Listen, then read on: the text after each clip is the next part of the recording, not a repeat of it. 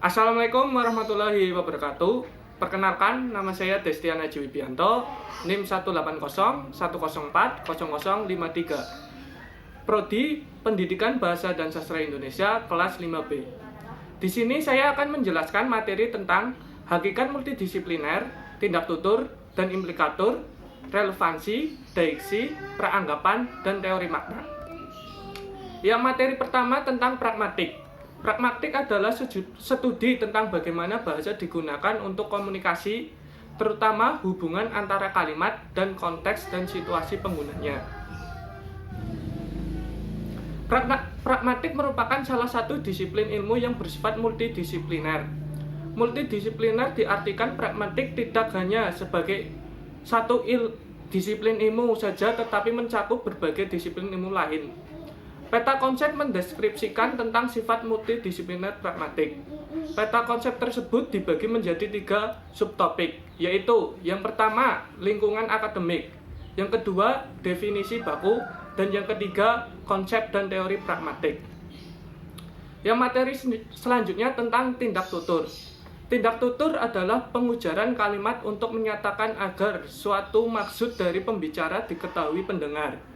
Menurut Krida Laksana tahun 1984 halaman 154. Teori tindak tutur adalah teori yang lebih cenderung meneliti struktur kalimat. Adapun bentuk-bentuk tindak tutur. Yang pertama, tindak tutur lokusi. Tindak tutur lokusi adalah tindak tutur yang berfungsi untuk menyatakan atau menginformasikan sesuatu, yaitu mengucapkan sesuatu dengan makna kata dan makna kalimat sesuai dengan makna kata itu sendiri kepada lawan tutur. Yang kedua, tindak tutur ilokusi.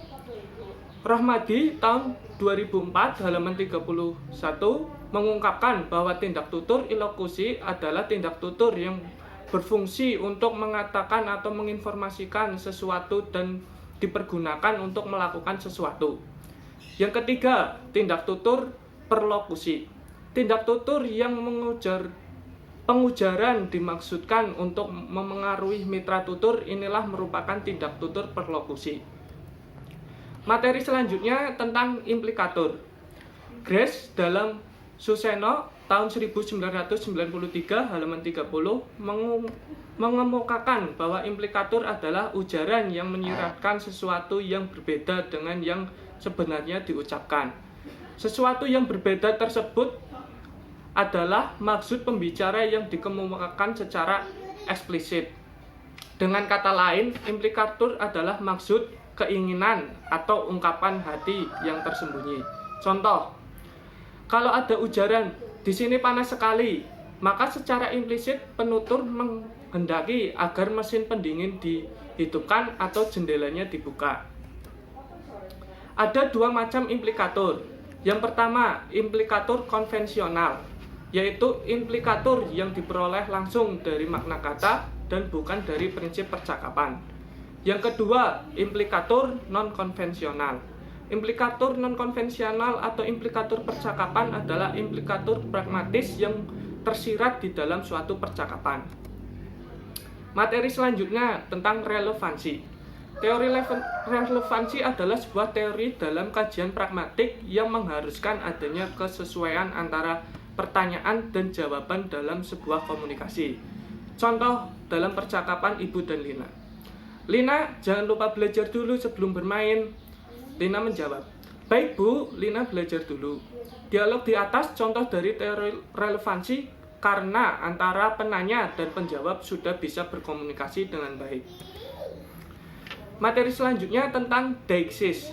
Deiksis merupakan salah satu bagian dari ilmu pragmatik yang membahas tentang ungkapan atau konteks yang ada dalam sebuah kalimat.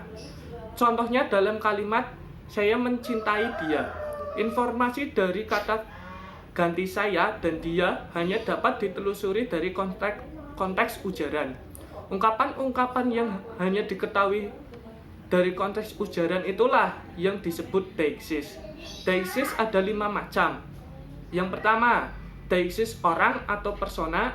Yang kedua, deiksis tempat. Yang ketiga, deiksis waktu. Yang keempat, deiksis wacana. Dan yang kelima, deiksis sosial dan deiksis penunjuk. Materi selanjutnya praanggapan. Praanggapan adalah kesimpulan atau asumsi awal penutur sebelum melakukan tuturan bahwa apa yang disampaikan juga dipahami oleh mitra tutur. Contoh pertama, ayah saya datang dari Surabaya. Contoh kedua, minumannya sudah selesai. Dari contoh yang pertama, peranggapan adalah saya mempunyai ayah dan ayah ada di Surabaya. Pada contoh yang kedua, peranggapannya adalah silahkan diminum minumannya. Oleh karena itu, fungsi peranggapan ialah membantu mengurangi hambatan respon orang terhadap penafsiran suatu ujaran. Yang terakhir, tentang teori makna. Makna referensi adalah lebih dari konsepsi yang abstrak bagi para psikolog dan ahli bahasa yang mengkaji pemerolehan bahasa pada anak-anak. Makna referensial juga dapat menerangkan kesalahan-kesalahan semantik awal yang dibuat oleh anak-anak. Yang lebih sering terjadi daripada tidak adalah bahwa kesalahan-kesalahan semantik ini dalam bahasa anak-anak kecil berkembang secara spontan setelah kurun waktu perkembangan konseptual lebih lanjut.